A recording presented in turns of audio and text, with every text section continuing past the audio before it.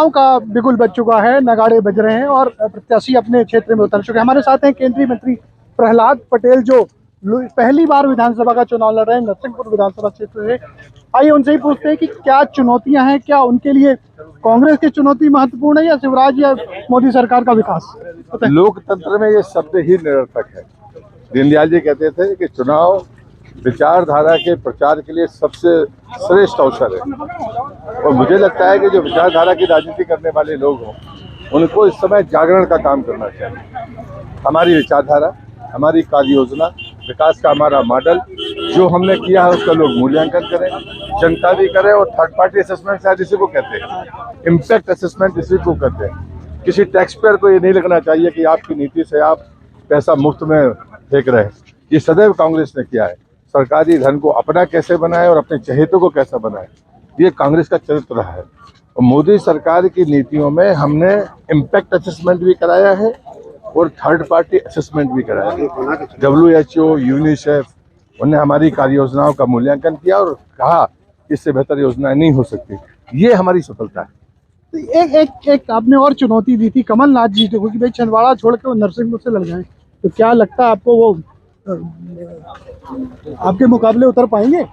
देखिए, सर्कस का शेर ही होता है, और मैं मानता हूँ, जब मैं कहता हूँ कि वो थके हुए नेता है, हाँ। तो मैंने उसके लिए अनर्गल बातें नहीं की है। 6 साल वो कांग्रेस के अध्यक्ष रहे, एक भी जिले में कांग्रेस की बैठक लेने नहीं गए। 1.5 साल वो मुख्यमंत्री रहे, एक जिले में भी वो प्रशासन की बैठक लेने नहीं गए। जहाँ से वो विधायक हैं वो एक भी वार्ड में, एक भी गांव के बूथ पर नहीं गए। 42 साल से वो लोकसभा के चुनाव लड़ते आ रहे, और उसके बाद सिवाय भ्रष्टाचार के दूसरा मॉडल आपको दिखेगा नहीं छिंदवाड़ा की धरती पर। मैंने आरोप लगाया था कि आपने अपने चहेतों को 550 करोड़ दे दिए, वहाँ ईंट भी नहीं रखी गई, ना आज तक जवाब आया और ना जवाब आएगा। तो ये तो ठीक है, एक मध्य प्रदेश का चुनाव है 2018 में, जिस तरह से इतने सब कुछ होने के बाद भी एंटी इनकम्बेंसी कार्ड आप हार गए, तो उस बार उन चुनौतियों से कैसे निपट रही है बीजेपी? नहीं, भारतीय जनता पार्टी ने गलतियों को देखा, और लालच में एक बार कोई भ्रम में पड़ जाए उसकी पुनरावृत्ति नहीं होती है। जब मैं छिंदवाड़ा का लोकसभा का चुनाव लड़ा था तो मैंने वहाँ भय खत्म किया था, अब लालच खत्म होगा। तो भय और लालच के साथ एक जो और महत्वपूर्ण बात इन दिनों है कि इंडिया गठबंधन है, उस पर जिस तरह की यहाँ मध्य प्रदेश में बातें हो रही नेताओं के खिलाफ, वो क्या राजनीति में उचित है? मुझे लगता है लोकतंत्र के लिए शर्मनाक है, चाहे अखिलेश जी की भाषा हो चाहे कमलनाथ जी की भाषा हो। ये टकराहट जो दिग्विजय सिंह और कमलनाथ के बीच में है, ये मध्य प्रदेश की जनता ने देखी, आप सबने देखी है।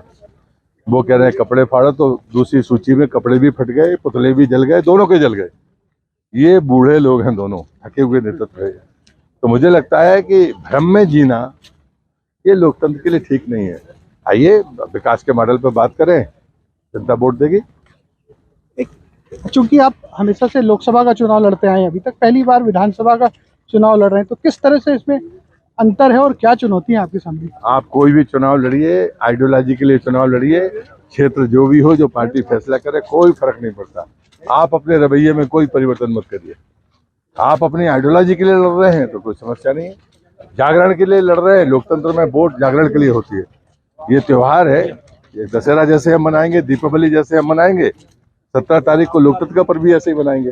फर्क इतना रहेगा, यहाँ लक्ष्मी जी को फूल चरणों में अर्पित करेंगे, वहाँ फूल का बटन दबाएंगे, ज्यादा अंतर नहीं है। तो क्या आप भी बीजेपी की तरफ से मुख्यमंत्री का चेहरा होंगे क्या? अटकलबाजियों से कोई फायदा नहीं। देख, तो ये थे प्रहलाद पटेल, जो कह रहे थे कि हम विकास के मॉडल पर चुनाव लड़ रहे हैं, और विधानसभा या लोकसभा चुनाव जो भी आइडियोलॉजी के लेवल पर लड़ा जाता है, उसी पार्टी के नेतृत्व को सिर माथे पर लगाते हुए वो चुनाव मैदान में उतरे हैं।